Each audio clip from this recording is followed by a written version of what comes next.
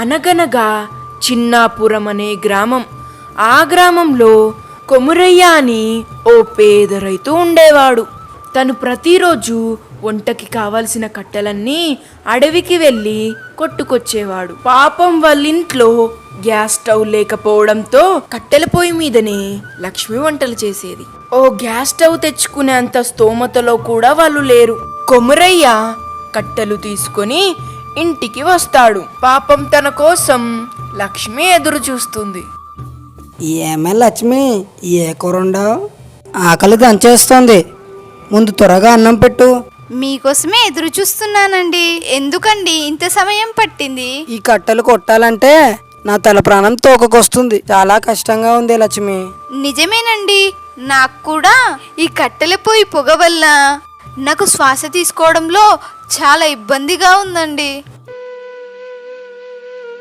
ఆ కట్టెల పొయ్యి నుంచి వచ్చే పొగ వల్ల లక్ష్మి ఆరోగ్యం పాడవుతుంది.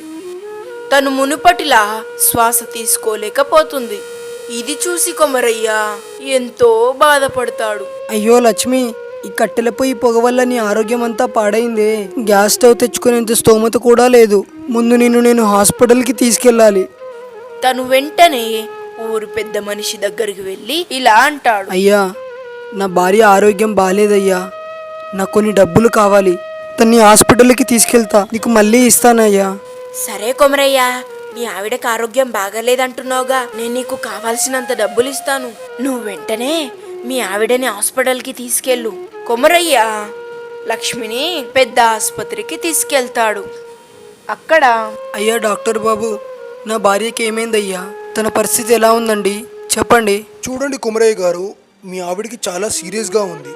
తను ఊపిరి తీసుకోలేకపోతుంది. ఆ కట్టెల పొయ్యి పొగ వల్ల మీ ఆవిడ ఊపిరితిత్తులు బాగా దెబ్బతిన్నాయి. అందుచేత మీరు గ్యాస్ స్టవ్ తెచ్చుకుంటే మంచిది. కొమరయ్య లక్ష్మి ఆరోగ్యం పాడవుతుందని టౌన్లో ఓ మంచి గ్యాస్ స్టవ్ని కొంటాడు. ఎంతో ప్రేమగా తన భార్య కోసం ఇంటికి తీసుకొస్తాడు. లక్ష్మి, నీకోసం నేను టౌన్కి వెళ్ళి ఓ గ్యాస్ స్టవ్ కొనుక్కొచ్చా. ఇక నుంచి నువ్వు దాని మీదే వంట చెయ్యి. ఇది ఏమాత్రం పొగ రాకుండా చక్కగా ఉండొచ్చు. అయ్యో, ఇది ఇప్పుడు ఎందుకండి? ఆ కట్టెల పొయ్యి మీదనే ఎలాగో అలాగా వంట చేసేదాన్ని కదండి. ఆ కొత్తగా తెచ్చిన స్టవ్ మీదనే లక్ష్మి వంట చేస్తుంది. అది చూసి తన భార్య ఎంతో సంతోషిస్తుంది. ఏవండి, ఇది ఎంత చక్కగా పనిచేస్తుందో, ఏమాత్రం పొగ లేకుండా వస్తుంది. దీంతో నాకు శ్వాస తీసుకోవడంలో ఏమాత్రం ఇబ్బందిగా ఉండదు.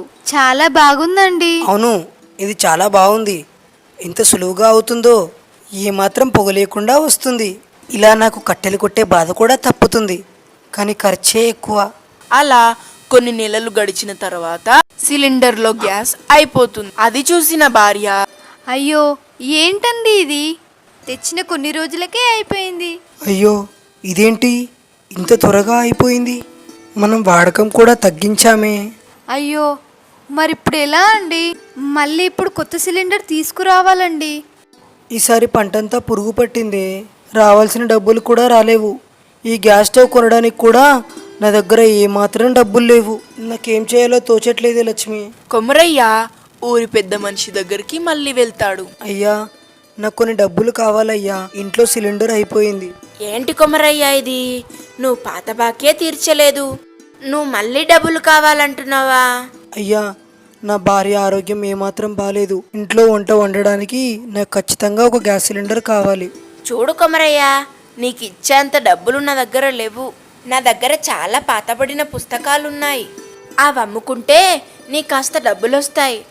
కొమరయ్య ఆ పుస్తకాలు అమ్మడానికి ఇంటికి తీసుకొస్తాడు. అనుకోకుండా కొమరయ్య కన్ను ఆ పైనున్న పుస్తకంపై పడుతుంది. ఆ పుస్తకం బయోగ్యాస్ గురించి ఉంటుంది. కొమరయ్య ఆ పుస్తకాన్ని క్షుణ్ణంగా చదువుతాడు. వెంటనే తనకు ఒక మంచి ఆలోచన తడుతుంది. అసలు లక్ష్మి, మన ఇంట్లో గ్యాస్ సిలిండర్ లేదుగా, దానికి బదులుగా మనం బయోగ్యాస్ని వాడుదాం. నేను ఇందాకే ఒక పుస్తకంలో చదివాను. ఇదేదో కొత్తగా ఉందే.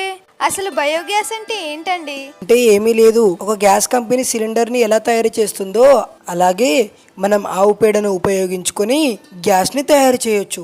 దానికి చాలా ఖర్చు అవుతుంది అనుకుంటానండి. ఇది చాలా సులువే. మన పాతబడిన నీళ్ళ ట్యాంక్ ఉందిగా, దాంట్లో మనం ఆవు పేడని వేయాలి. వేసి కొన్ని రోజులు నిలువ ఉంచాలి. దాని వలన అందులో ఒక రకమైన గ్యాస్ ఉత్పత్తి అవుతుంది.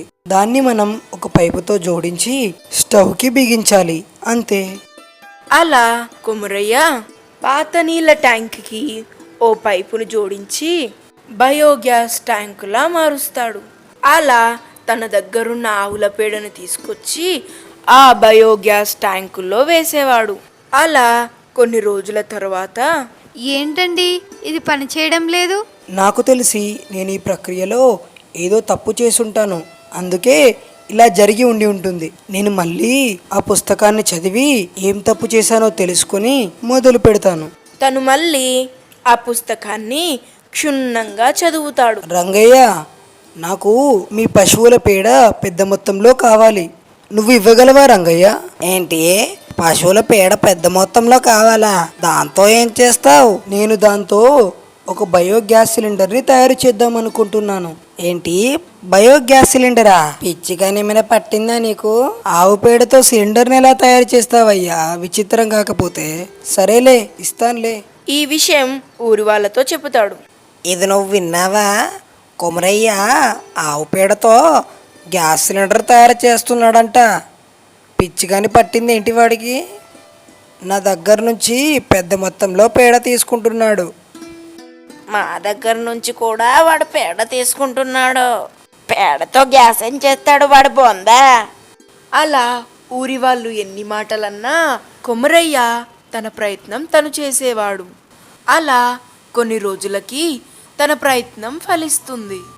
ఆ వెలిగే మంటను చూసి భార్యాభర్తలు ఎంతో సంతోషిస్తారు. అబ్బా, ఇది పని చేస్తుంది. నేను చేసిన కష్టం ఫలించింది.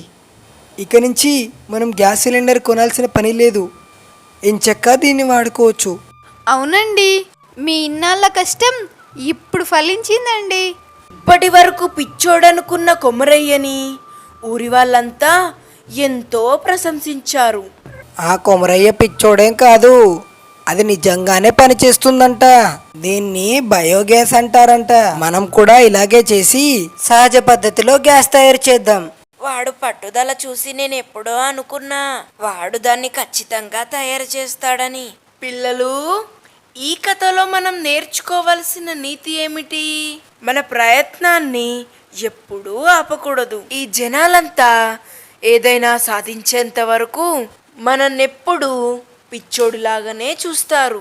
అందుకే మన ప్రయత్నాన్ని ఎప్పుడూ వీడకూడదు.